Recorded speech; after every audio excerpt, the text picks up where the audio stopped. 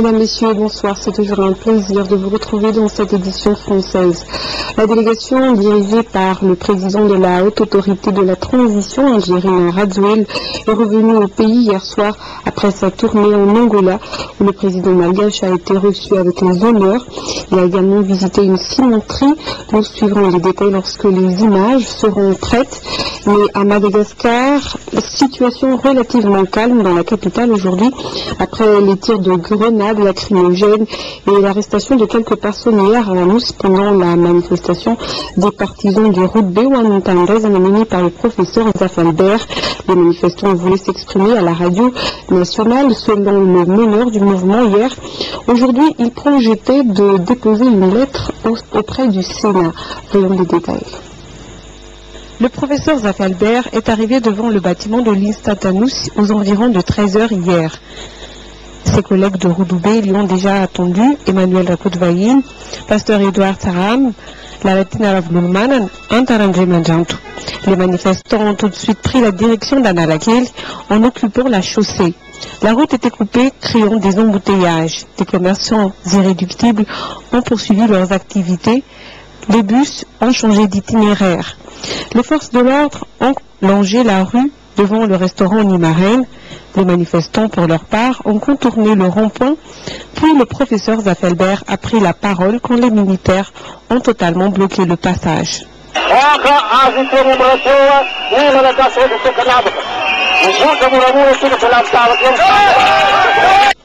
Il a demandé à s'exprimer à la radio nationale. Après cette directive de Zafalbert, les forces de l'ordre ont dispersé la foule à coups de grenades lacrymogènes. Certains ont ainsi proposé de prendre la direction de la place du 13 mai. Les forces de sécurité montaient déjà la garde devant le nouvel hôtel de ville d'Analakil. Cette place symbolique était plutôt calme, à l'exception de quelques attroupements ça et là. À Anous, un groupe de jeunes a été poursuivi par les forces de l'ordre. L'un d'entre eux a été appréhendé dans les ruelles de la Providence à Parbé. Aujourd'hui, les manifestants de la formation Route Madagascar, dirigés par le professeur Zafalbert, se sont donné rendez-vous à 13h30 devant le bâtiment du plan Anous. Parmi les manifestants figurent pasteur Saramé, Emmanuel Rakoudvaïn et la Latina Ravloulmanan. Les dirigeants ont déclaré qu'ils voulaient déposer une lettre au palais du Sénat Anous. À 13h, ils ont quitté le bâtiment du plan pour avancer vers le Sénat. Les forces de l'ordre les ont avertis, mais ils ont refusé. Les bombes lacrymogènes les ont dissuadés d'aller plus loin. Ces échauffourées n'ont fait ni victimes ni dégâts matériels. Et puis dans un tout autre domaine, la Charwa est une association regroupant les universités des pays de la SADC et dont l'objectif est le développement de l'enseignement supérieur dans la région de l'Afrique australe. Le chef exécutif de la Charwa, Kotecha, est actuellement à Madagascar. À part sa rencontre avec le ministre arabe des Affaires Antoine, cette responsable a effectué une séance de travail avec les présidents des universités. Voici le compte rendu de Liliane Rindelblum.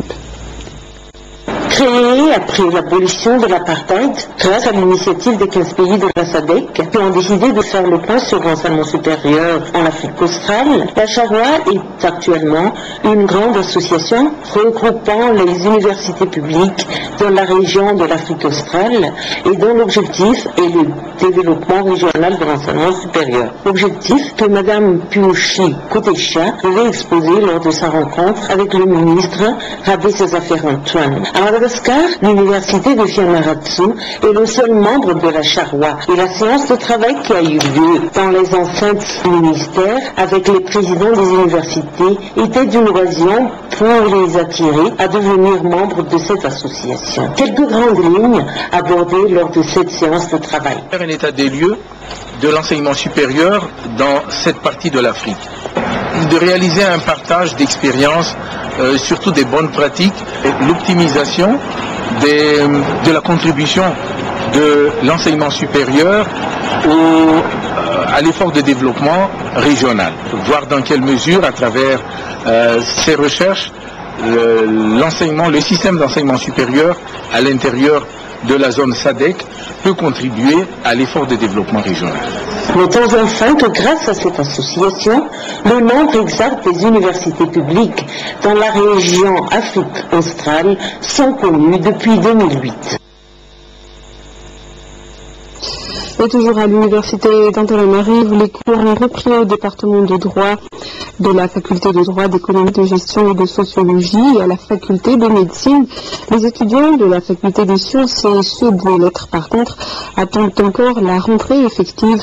Pendant ce temps, la filière sciences de l'information et technique de l'information et la communication à l'école supérieure polytechnique inaugure une nouvelle construction à l'université en 4. C'était la semaine dernière. Jean-Hubert Nelson et Marc Rakoutoumala nous en disent plus. Cette grande salle porte le nom du professeur Rafitson Elisa, qui se trouve à l'origine de cette filière STICOM, le spécial polytechnique d'Antananarivo. Pour la première fois, une simple filière, qui n'est même pas un département, encore moins un établissement, a réussi à construire tout un bâtiment par ses propres moyens, c'est-à-dire sans financement de l'État ni d'un quelconque bailleur de fonds. Et donc c'est très important à la fois pour nous, mais aussi peut-être pour servir d'exemple aux autres. Et notre but, en fait, c'est d'essayer d'améliorer les conditions de travail des étudiants qui se trouvent à l'université. Parce que dans le privé, on sait très bien qu'ils disposent de gros moyens et donc ils peuvent faire beaucoup de choses. Nous venons de sortir donc la 3e année, les licenciés en décembre 2010. Et nous allons ouvrir également la 4e année, c'est-à-dire la maîtrise, bientôt Master 1 cette année. Et nous avons une vingtaine d'enseignants au total, des professionnels et des universitaires, et 150 à peu près étudiants. À relever des interventions des uns et des autres, et tout particulièrement du discours de Madame le Président du Conseil d'administration de l'Université d'Antananarivo, Roki Evelyn Rabimanantsua, le fait coûte que coûte de savoir écouter pour permettre à l'institution universitaire d'évoluer, surtout en matière de textes régissant la gestion des universités. Oui, nous le disions, titre à son arrivée à Uvat hier soir, le président de la haute autorité de la transition, Njérine Radziwill, était optimiste quant à sa tournée africaine. Il a été reçu avec les honneurs en Angola, où il a également visité une cimenterie. Nurendje Mambiane nous donne les détails. Pretoria, Afrique du Sud, a été la première étape de cette visite des chefs d'État de la SADC effectuée par le président de la Haute Autorité de la Transition, André Radziwill, et son épouse, ainsi que de sa délégation. L'avion spécial en provenance d'Antananarivo a atterri à la base aéronavale de Pretoria à 16h30. À 19h, le président André Radziwill a été reçu par le président sud-africain Jacob Zuma. Un entretien qui a duré 40 minutes, au cours duquel le numéro 1 du régime de la transition a exposé la situation socio-économique et politique à Madagascar, ainsi que les procédures engagées pour une sortie de crise dans les préparations des élections libres et transparentes. Le lendemain, sur l'Angola, dans le poids au sein de la SADC est important du fait que c'est un producteur de pétrole. La délégation malagasy, présidée par André Radziwill, a été accueillie à l'aéroport par le ministre des Affaires étrangères angolais pour les discussions préliminaires. La presse angolaise s'est fait l'écho de cette arrivée, suivie cimenterie chinoise construite en 2009. Cette usine de 70 hectares produit 6 000 tonnes de ciment par jour et a permis à l'Angola de proposer un sac de ciment à $6 ou 12 000 ariars. La cimenterie collabore avec l'État angolais dans de nombreuses constructions d'infrastructures et c'est l'équivalent de cette cimenterie qui sera construite en Boignou avec une production estimée à 3 000 tonnes par jour. La rencontre entre le président angolais Eduardo Santos avec André Radziwill s'est tenue mercredi au palais présidentiel. SADC, concernant la feuille de route de Madagascar, le président de la hier de sa campagne de lobbying à propos de la fin du Nobel allemand a donné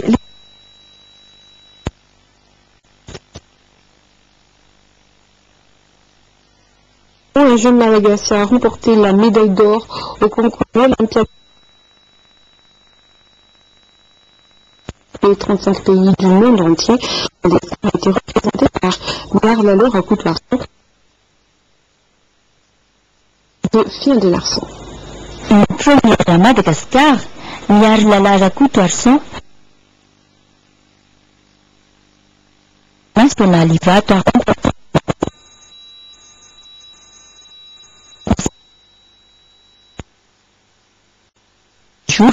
en forme de salon international. Les élèves de 35 pays ont exposé leur projet dans un stand. Son projet était axé sur la formule mathématique difficile à résoudre. Son talent et sa démonstration lui a permis de décrocher la médaille d'or. Je félicite à la fois les professeurs, l'école et l'élève malgache bien sûr qui a réussi. Et j'espère que ceci constitue une première et que ça va venir dans l'avenir beaucoup plus de réussite des élèves malgaches de cette école. Une grande délégation turque a accueilli Nyar et Ivato hier soir vers 22h. Cette école turque offre une éducation internationale dès la petite section jusqu'en terminale. 95% de ces élèves continuent actuellement leurs études dans les universités à l'étranger. Et puis 2 ans après sa béatification, le bienheureux Louis Rafring a été installé dans son sanctuaire à Swartbaouk. L'archevêque Odon Razanakoul et le nonce apostolique Eugène Martin et Nugent ont célébré la messe aujourd'hui en présence de nombreux fidèles.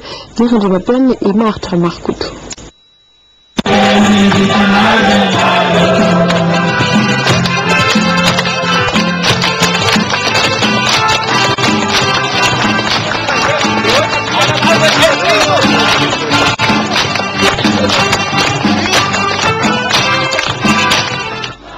De nombreux catholiques ont assisté à la cérémonie d'installation du corps du bienheureux frère Louis Rafring dans son sanctuaire à Swartbaouk.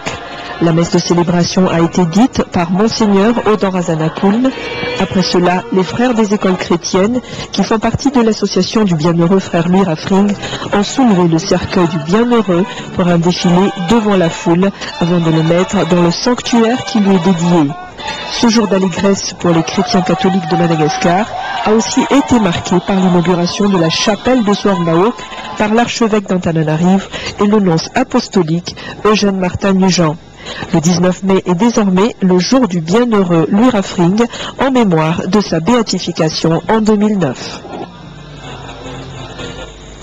À l'étranger, le Fonds monétaire international cherche un nouveau directeur après les démêlés judiciaires de Dominique Strauss-Kahn. Les pays émergents souhaitent qu'il devrait être plus représenté au sein de cette institution. Ceux du vieux continent ne sont pas de cet avis. Voyons les détails. Un maître a déjà fait le tour du monde. Le directeur général du FMI annonce qu'il démissionne avec une infinie tristesse. Il réfute également avec la plus grande fermeté tout ce qui lui est reproché. Il va bien. Il est préoccupé, mais ça va.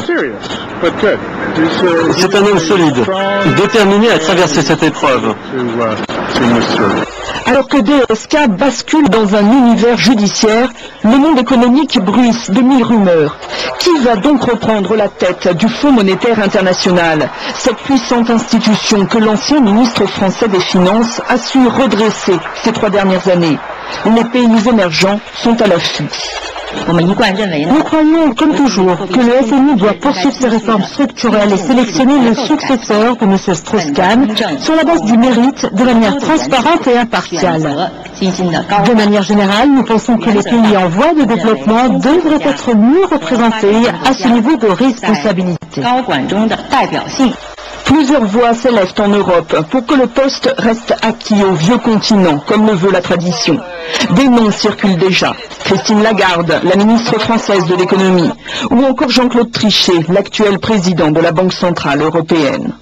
Il est naturel que les États de l'Union européenne, en tant que contributeurs les plus importants au FMI, se mettent d'accord sur un candidat fort et compétent qui puisse obtenir le soutien des membres du FMI afin de diriger cette institution tellement fondamentale.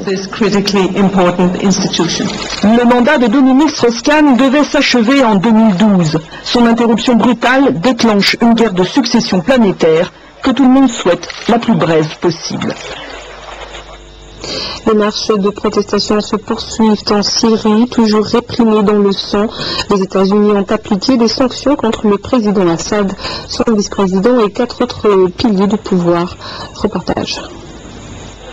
Terrorisés par les vagues d'arrestations et tortures en tout genre, les commerçants ou restaurateurs syriens n'ont pas suivi dans les grandes villes l'appel à la grève générale lancé sur Facebook par le site de la révolution syrienne contre Bachar el-Assad.